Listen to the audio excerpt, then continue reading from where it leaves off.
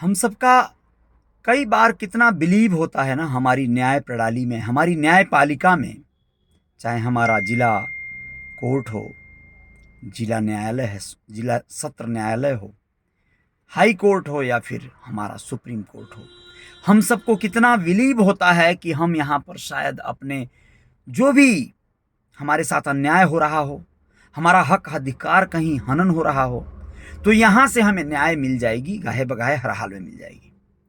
लेकिन जब यहाँ से सही कई बार पेचीदा होने के नाते या हमारी न्यायपालिका न्याय प्रणाली की जो न्याय पद्धति है उसमें बड़े पेच और अड़चने होने के नाते हमें अगर सही समय से सही तरीके से न्याय नहीं मिल पाता है तो अपराध करने वाले लोग बहुत बार बच जाते हैं, अपने जीवन को बड़े हर्षोल्लास के साथ जी रहे होते हैं, और जिनके साथ अन्याय हुआ होता है वो एक ताउम्र दंश लेकर वह परिवार, वह बच्चे न्याय न मिलने की एक कचोट लिए अपने कलेजे में कितनी यातनाएं, कितनी त्रासदियां झेलते हुए बड़े होते हैं या फिर पलते हैं, जीते हैं, मरते हैं।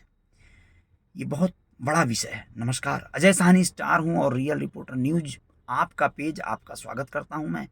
रियल रिपोर्टर न्यूज स्टार आपका यूट्यूब चैनल है जिसे आप सब्सक्राइब कर लीजिएगा, अपने दोस्तों से भी कहिएगा, और आप लोगों को वहाँ पे गाहे बगाहे मैं कोशिश करता हूँ कि कुछ अलग तरह के खबर और सूचनाओं से अवगत कराते रहूँ। आज मैं जिन बातों पे बातें कर रहा हूँ दोस्तों बहुत इंपॉर्टेंट है। आज आप लोग अपने कमेंट बॉक्स में हर हाल में बताएंगे कि इसमें क्या होना चाहिए था, क्या जो हुआ है वारदात वो सही है या नहीं है, या फिर अंत में मैं जो बोल रहा हूँ, अपनी प्रतिक्रिया दे रहा हूँ, वो मैं सही हूं या नहीं हूं। आप लोग कमेंट लिख के चाहें तो पूरी बात लिख सकते हैं विस्तार से, नहीं तो आप लोग ये बात लिख सकते हैं कि आप सही हैं अथवा नहीं है। बात है राजस्थान की दोस्तों। 30 साल इंतजार के बाद एक दिल दहला देने वाली घटना। बंदूकें गरजती हैं, गोली चलती है और उसके बाद किसी का जीवन का यह लीला समाप्त होता है और कोई चीखता है कि हमने अपने बाप की मौत का बदला ले लिया। क्या ये बदला लेने की जो कवायद या प्रक्रिया है सही है या नहीं है? लेकिन अगर बदला कोई ना ले तो कैसे जिए, क्योंकि उसे न्याय शायद नहीं मिला है। जब न्याय नहीं मिला है तो इस कसक में वो सही न्याय करना चाहता है। पूरी बात पर आते हैं कि 7 जनवरी 2023 के दिन पुष्कर का एक रिसोर्ट अचानक गोलियों के शोर से गूंज उठा। यहां एक हिस्ट्री सीटर और पूर्व नेता सवाई सिंह की दिन दहाड़े हत्या कर दी गई। गोलियां का शोर जैसे ही थमा, रिसोर्ट के बाहर जमा भीड़ से एक आवाज गूंजती हुई सुनाई दी, हमने बाप की मौत का बदला ले लिया। ठीक 30 साल 4 महीने पहले अजमेर के JLN अस्पताल में भर्ती एक लोकल अखबार के संपादक मदन सिंह की हत्या भी इसी तरीके से की गई थी दोस्तों। दिल दहला देने वाली बात है ये। 30 साल 4 महीने पहले की वारदात का बदला पूरा हुआ, यानी उस व्यक्ति मदन सिंह के बेटों ने यह बदला लिया है। अब आप लोगों को बता दें कि मदन सिंह के बेटे सूर्य प्रताप सिंह की आवाज थी जो गूंजी कि हमने अपने बाप का बदला ले लिया। जिसका मर्डर हुआ वो शख्स था मदन सिंह, हत्याकांड में बरी हो चुका आरोपी था सवाई सिंह। यानी जो 30 साल पहले मर्डर हुआ था वो व्यक्ति था मदन सिंह, और जो आरोपी थे वो मिस्टर सवाई सिंह थे।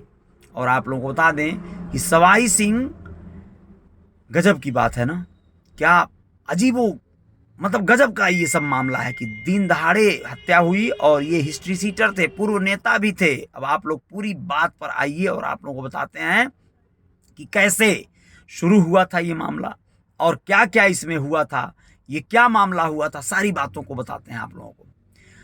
30 साल पहले एक लोकल अखबार के संपादक ने ऐसा क्या छाप दिया था जो उसकी हत्या की कारण बन गए। अभी भी उस मर्डर के बदले की आग क्यों सुलग रही है? ऐसा क्या है कि सवाई सिंह को मारने वाले हत्यारों के परिजन इसे अभी बदले की शुरुआत ही बता रहे हैं, यानी अभी और बहुत कुछ होना बाकी है, ऐसा कहा जा रहा है। ये पूरी बात जानिए। 1992 की है दोस्तों। अप्रैल मई का महीना था। अजमेर के एक नामी गर्ल्स कॉलेज की हाई प्रोफाइल स्टूडेंट्स की न्यूड तस्वीरें अचानक से शहर में सर्कुलेट होनी शुरू हो गई थी। इसके बाद एक दो नहीं बल्कि 100 से ज्यादा छात्राओं की तस्वीरें वायरल हो गई थी। राजस्थान में ब्लैकमेलिंग का ऐसा स्कैंडल हुआ था जिसने पूरे देश को झकझोर दिया था। 1992 की घटना है ये, अजमेर राजस्थान की। जी, अब आप जानिए कि इस ट्रैप की शिकार लड़कियों में से कुछ लड़कियां अपने साथ हुई ज्यादतियों को सहन नहीं कर पाई और उन्होंने अजमेर में लोकल अखबार चला रहे कुछ पत्रकारों और संपादकों से पुलिस की उपस्थिति में मिलना बेहतर समझा और उन्हें अपनी आप बीती सुनाई। सभी ने तो नहीं, लेकिन मदन सिंह तब ऐसे ही एक अखबारों के, जिसका नाम था लहरों की बरखा, के संपादक थे। यह अखबार ब्लैक एंड व्हाइट और हैंड मैनुअल ऑफसेट से पब्लिश होता था। उन्होंने अखबार में इस स्कैंडल से जुड़ी खबरों की सीरीज छापनी शुरू कर दी। इन सीरीज में मदन सिंह ने पुलिस और प्रशासन के साथ साथ शहर के कई बड़े सफेदपोश लोगों को एक्सपोज करके रख दिया था। और आपको बता दें कि मदन सिंह की पत्नी आशा कंवर ने बताया कि 4 सितंबर 1992 का दिन था।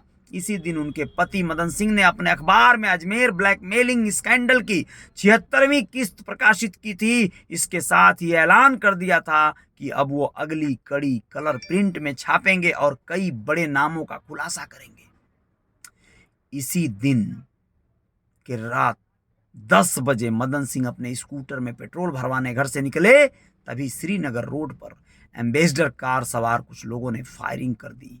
हमले में गंभीर रूप से घायल मदन सिंह ने पास से गुजर रहे एक नाले में कूदकर छलांग लगा दिया और अपनी जान बचाई। आपको बता दें, घायल मदन सिंह को पुलिस सुरक्षा के साथ जेएनएल हॉस्पिटल में भर्ती कराया गया था और कई दिन तक इलाज चला। इसके बाद 7 दिन बाद 11 सितंबर को, सोचिए 7 दिन बाद दोस्तों, 11 सितंबर को अभी उस आदमी के घाव भरे नहीं थे, इलाज चल रहा था, पस आ रहा था जहां पर गोली लगी थी उस व्यक्ति को, और वो डैमेज होता जा रहा था, जख्म उसका बढ़ रहा था। तभी 7 दिन बाद सितंबर 11 को 1992 में ही अचानक उसी हॉस्पिटल के वार्ड में रात के अंधेरे में चेहरे को कंबल से ढककर 4-5 लोग वहां आ जाते हैं और बेड पर पड़े मदन सिंह पर ताबड़तोड़ फायरिंग कर देते हैं। उन्हें कुल 5 गोलियां लगी थी। इस हमले के 3 दिन बाद इलाज के दौरान मदन सिंह की मौत हो गई थी। यानी एक व्यक्ति को दोबारा मारा गया। क्यों? क्योंकि वह कुछ सफेद पोश लोगों का नाम खुलासा कर सकता था। उसका बचना एकदम जो है इन लोगों के लिए खतरा नजर आ रहा था, इसलिए इन लोगों ने उसे हर हाल में मिटा देना वाजिब समझा। ये भी नहीं सोचा कि इसका अंजाम और क्या क्या हो सकता है। अस्पताल में हुए इस गोलीकांड की इकलौती प्रत्यक्षदर्शी मदन सिंह की मां घीसी कंवर थीं। उनकी रिपोर्ट पर कांग्रेस के पूर्व विधायक डॉक्टर राजकुमार जयपाल, पूर्व पार्षद सवाई सिंह, नरेंद्र सिंह सहित अन्य लोगों के खिलाफ 302 का मुकदमा दर्ज हुआ। आरोपियों को पुलिस ने गिरफ्तार किया, लेकिन एक एक सभी आरोपी जमानत पर छूटते चले गए। पिता मदन सिंह की मौत के समय उनके 2 बेटों में से धर्म प्रताप 8 साल का था और सूर्य प्रताप 7 साल का। अब आप लोग समझ लीजिए कि बदले की आग में जल रहे थे ये दोनों बच्चे। घर में उनकी दादी भी हर पल उन्हें यही बताती रहती थी कि आरोपियों ने कैसे उनके पिता को दर्दनाक मौत दी। वहीं पुलिस की लापरवाही और गवाहों के लगातार बदलने से आरोपियों पर कानूनी शिकंजा भी कम होता चला गया। सूर्य प्रताप जैसे ही 18 साल का हुआ तो उसने अपने भाई के साथ मिलकर पिता की हत्या के ही एक आरोपी शिवहरे पर घात लगाकर हमला किया और उसके हाथ पैर तोड़ दिए। इस हमले में गंभीर रूप से घायल शिवहरे बेकार हुए, बाद में अपनी मौत को कहीं न कहीं कबूल हो गए। इसके 10 साल बाद दोनों भाइयों ने मिलकर अजमेर की रीजनल कॉलेज के सामने एक रेस्टोरेंट के बाहर पूर्व विधायक डॉक्टर राजकुमार जयपाल और सवाई सिंह पर फायरिंग की, लेकिन दोनों बच गए। मामले में दोनों भाई गिरफ्तार हुए और जमानत पर रिहा भी हो गए। पत्रकार मदन सिंह हत्याकांड में कानूनी रूप से जुड़े हुए एडवोकेट अजय प्रताप वर्मा ने बताया कि यह पूरा मामला 2 अलग अलग केस से शुरू हुआ था। स्कूटर सवार मदन सिंह पर जो हमला हुआ वो अलवर गेट के थाने में दर्ज था और हॉस्पिटल में हुए हमले के मामले को सदर कोतवाली, अब कोतवाली कहा जाता है, में दर्ज किया गया था। बाद में दोनों केस को ज्वाइंट कर इन्वेस्टिगेशन किया गया। मामले में सामने आया कि दोनों हमले में घायल मदन सिंह के हिप्स में सेप्टिक नहीं भरने और लगातार मवाद आ जाने के बाद उनकी मौत हो गई थी। बहुत दुखद पहलू है ये। मदन सिंह पर हुए दूसरे हमले में उनकी मां घिसी बाई आई विटनेस थी। कोर्ट में उनके बयानों को काफी कंट्राडिक्ट बताया गया। इसी केस में बाद में हाई कोर्ट ने तत्कालीन सेशन जज को घटना की जगह का साइट विजिट कर पूरा सीन दोबारा से रिक्रिएट करने के निर्देश दे दिए गए। ऐसे में तत्कालीन सेशन जज डीसी वलेला के साथ केस से जुड़े हुए एडवोकेट भी जेएनएल हॉस्पिटल के उसी वार्ड में पहुंचे जहां मदन सिंह पर दोबारा फायरिंग की गई थी। सेशन जज के साइट विजिट करने के दौरान वार्ड में मदन सिंह के पलंग पर सोने और खंभे के पीछे से गोलियां चलाने और डॉक्टर राम कुमार जयपाल के बोलने वाली जगह का पूरा सीन रिक्रिएट किया गया। इसके बाद इस रिक्रिएशन के सारे डायरेक्शन हाई कोर्ट को भेजे गए। इसी के आधार पर यह मान लिया गया कि चश्मदीद घिसीबाई की बताई गई जगह खंबे के पीछे से पलंग पर सो रहे मदन सिंह को गोलियां मारना संभव नहीं था। वहीं जयपाल की प्रेजेंस भी बयानों में विरोधाभासी हो गई। इसी आधार पर सभी आरोपी अजमेर फास्ट ट्रैक कोर्ट से बरी हो गए। साल 2004 से अब इसी आदेश के खिलाफ हाई कोर्ट में अपील पेंडिंग है। सोचिए, हिस्ट्री सीटर सवाई सिंह के बेटे सूर्यदेव सिंह की 15 जनवरी को शादी होनी थी। 16 जनवरी को स्नेह भोज का आयोजन किया गया था, जिसे हम लोग आमतौर पे बहुभोज कहते हैं। आप लोगों को बता दें कि ऐसे में वो इसके कार्ड बांट रहे थे। सवाई सिंह हरि सिंह और अपने एक दोस्त दिनेश तिवारी के साथ कार्ड बांटने ही नागौर के पीह गांव गए हुए थे। वापस आते समय वो पुष्कर के समीप बांसेली स्थित एक रिसोर्ट के लान में बैठ गए थे। आप लोगों को बताना जरूरी है कि वहीं 3-4 लोग आए और उन्हें पीछे से सवाई सिंह को गोली मार दी। एक गोली दिनेश के पेट में भी लगी। एक आरोपी जिसने हेलमेट पहन रखा था, उसने अपना हेलमेट खोलकर कहा, हमने अपने बाप मदन सिंह की मौत का बदला ले लिया है। इसके बाद वो चिल्लाने लग गया। बाकी आरोपी वहां से भाग गए। घायल सवाई सिंह और दिनेश को हॉस्पिटल ले जाया गया, जहां सवाई सिंह को डेड घोषित कर दिया गया और दिनेश को ट्रीटमेंट दे दिया गया।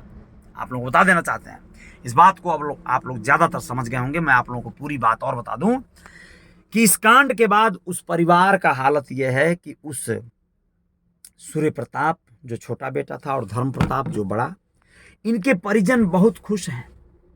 यह लोग गर्व कर रहे हैं। सूर्य प्रताप छोटे भाई की जो बीवी है वो कह रहे कि मुझे अपने पति पर फक्र है कि मेरे पति ने अपने पिता, जो कि एक नेक दिल इंसान थे, एक बहुत ही बहादुर इंसान थे, उनके मौत का बदला लिया है। इसलिए मुझे गर्व है अपने पति पर। भाई सलाम है ऐसी पत्नी को। अब आप लोग बताइए कि क्या ये बेटे गलत हैं, जिन लोगों ने न्याय न मिलने के हालात में अपने बाप के बदले को लिया। मैं नहीं कहता हूं कि ये बदला लेना बहुत पवित्र काम है, नहीं, ये अपराध है। कानून जो सजा देगी उसको स्वीकार करना पड़ेगा। लेकिन कानून ही जब गलत सजा दे दे तो, कानून ही साक्ष्यों के अभाव में, आपके तमाम सबूतों के अभाव में अगर न्याय न दे तो फिर न्याय कहां कोई ढूंढे। इसीलिए ये विवाद बढ़ते हैं, इसीलिए अपराध होते हैं, इसीलिए बड़ी बड़ी घटनाएं होती हैं। सोचिए 15 जनवरी को, यानी कि कल, उस व्यक्ति के बेटे का शादी था और आज बहुभोज था। कितना रौनक होता। अपने मेहमानों को जिनको वो कार्ड बांट दिए होंगे वो किस तरह भोजन करवा रहे होते। लेकिन आज सोचिए उनके ब्रह्मभोज की तैयारी हो रही होगी ना। 7 जनवरी को उन लोगों ने मार दिया इनको। कुल मिला जुलाकर दोस्तों साफ सुथरा समझिए बात कि अपराध करना, किसी को मार देना आसान है, लेकिन उसके बाद जो उसके परिणाम आएंगे, सही लोग रहेंगे तो कुछ न कुछ अंजाम तक पहुंचेंगे। बहुत से ऐसे कांड हुए हैं, बहुत से ऐसे मामलों में न्याय नहीं मिला है और अपराधी सरेआम घूम रहे हैं। ऐसा ही एक कांड आप लोगों को भली भांति पता है। फूलन देवी, स्वर्गीय फूलन देवी जो सांसद थी, सांसद रहते हुए उन्हें गोली मार दिया गया और जो गोली मारने वाला व्यक्ति है उसे कानूनी तमाम अड़चनों में जैसे तैसे करके उसके सज़ा को कम कर दिया गया। वो अपना छोटा मोटा सज़ा काट के निकल लिया। उसे न्याय मिलना नहीं कहते हैं। अब फूलन जी का कोई इस दुनिया में दूसरा था ही नहीं इस योग्य। सारा समाज तो कहता है कि भाई मैं हूँ, लेकिन ऐसा होता नहीं है। आमतौर पे सब लोग अपना अपना घर परिवार देखने में परेशान हैं, विवश हैं। तो लोग जो है बदला लेने की प्रक्रिया को मैं जायज़ नहीं कहता हूँ, मैं नाजायज़ कहता हूँ, लेकिन बदला इसलिए लोग लेते हैं जब उन्हें न्याय नहीं मिलता है, जब उन्हें सही इंसाफ नहीं मिलता है तो विवश हो जाते हैं। वो सो नहीं पाते हैं, उन्हें नींद नहीं आती है, उन्हें उनकी ही आत्मा, उनका जमीर धिक्कारता है, उन्हें कचोटता है कि उन्होंने कुछ नहीं कर पाया। जो पिता उन्हें जन्म दिए, जो माँ, जो बहन, जो बेटी, जो उनके अपने थे, उसके साथ जो अन्याय हुआ, उस अन्याय के खिलाफ वो कुछ नहीं कर पा रहे हैं। इसलिए लोग हथियार उठा लेते हैं, इसलिए लोग सौगंध उठा लेते हैं और कई बार कानून को अपने हाथों में ले लेते हैं कि मैं सजा दूंगा। मुझे लगता है कि मजबूरी है ऐसे लोगों के सामने। एज ए रिपोर्टर मुझे ये बात नहीं कहना चाहिए, मैं रिपोर्टर नहीं हूं, मैं स्पष्ट बता देना चाहता हूं। मेरा एक पेज है रियल रिपोर्टर न्यूज, उसका नाम है। मैं रिपोर्टर नहीं हूं, मैं एक इंसान हूं। आप और हमारे आप में कोई बहुत फर्क नहीं है। आपकी मनोभावना को मैं यहाँ रखता हूं। मैं सबसे प्राथमिकता देता हूं, मानव मूल्यों को, मैं इंसानियत को प्राथमिकता देता हूं और मैं जो सच होता है वो बोलना चाहता हूं। मुझे लप्पो चप्पो बतियाना बहुत नहीं आता है, दुर्भाग्य है मेरा। मैं बहुत ज़्यादा साफ सुथरी बात करता हूं, मुझसे कोई बैर नहीं है उस सवाई सिंह विधायक या नेता या हिस्ट्री सीटर से।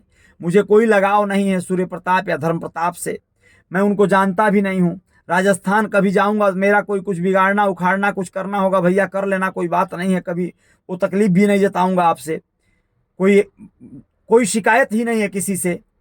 लेकिन मैं बस इतना कहूँगा कि जो जो करेगा उसे हर हाल में उसके खामियाजे उसको भुगतने होंगे। कई बार आपके अच्छे कर्मों के खामियाजे गलत लोग जो है, यानी किसी के साथ तो गलत होगा ना। आप अच्छा करोगे तो जो गलत लोग हैं, जिनका नाइंसाफ़ी हो रहा है, जिनका हनन हो जाएगा, जिनको सजा हो जाएगी, वो लोग तो यही कहेंगे कि आप उनके साथ गलत कर रहे हो। आप किसी क्रिमिनल को क्रिमिनल कहोगे, वो आप पे नाराज हो जाएगा। तो आपको क्रिमिनल कहना है तो उसके विष को झेलने के लिए तैयार रहना पड़ेगा। यही हुआ था उस व्यक्ति, उस मदन सिंह के साथ जो कि संपादक थे। उस व्यक्ति को धमकाया गया, उस व्यक्ति को रोका गया, वह व्यक्ति नहीं रुका। उसने कहा कि क्या तुम्हारी बेटी होती तो तुम ये आवाज न उठाते। जिन बेटियों का एक्सपोज किया गया था, वीडियोज, तस्वीरें, सोचिए कितनी गंदी बात, कितनी बड़ी बात, किस तरह किया गया होगा। ये लोग कौन से रसूख, कौन से दम पर ये सब कांड किए होंगे। छात्राओं को इस तरह से बुला बुला के उनके साथ जो है क्या क्या किया गया था। तो ये सब दोस्तों बातें हैं, बहुत दुखद पहलू हैं, बहुत बड़ी घटना है ये। और इसमें आप लोग अपनी राय ज़रूर दीजिएगा कमेंट बॉक्स में। वीडियो बहुत लंबी हो गई, लेकिन राय आपकी ज़रूर चाहिए कि ये जो लोग बदला इस तरह के मैटर में लेते हैं, क्या वो लोग सही हैं या गलत हैं। जय जयकार जारी रहेगी। रियल रिपोर्टर न्यूज़ पे फिर मिलते हैं रात को आप लोगों से, और बहुत सारी बातें करेंगे, बहुत सारे दूसरे विषय हैं जिन पे चर्चाएं होंगी। जय जयकार जारी रहेगी। अपना ख्याल रखिएगा आप लोग, कोई भी अपराध करने से बचिएगा आप लोग। अपराध करना आपका काम नहीं है, आपका काम है अपराध से बचना, अपराधियों को रोकना। लेकिन ये रोक पाना संभव भी नहीं है आपका, क्योंकि आपका ये काम नहीं है। आप अपने घर परिवार को देखते हैं, अपने जीवन को जीते हैं, साधारण जीवन जीते हैं। तो कोई बात नहीं, आप अपने जीवन को जीने का प्रयास करें, लेकिन जहाँ पे अन्याय बहुत बढ़ जाए वहाँ पर आवाज़ नहीं बुलंद होगी तो अन्याय बढ़ता चला जाएगा। आज मेरी बारी तो कल आपकी बारी हो सकती है। इसलिए रहिए रियल रिपोर्टर न्यूज़ के साथ। जय जयकार जारी रहेगी। शुक्रिया। जय हिंद, जय भारत।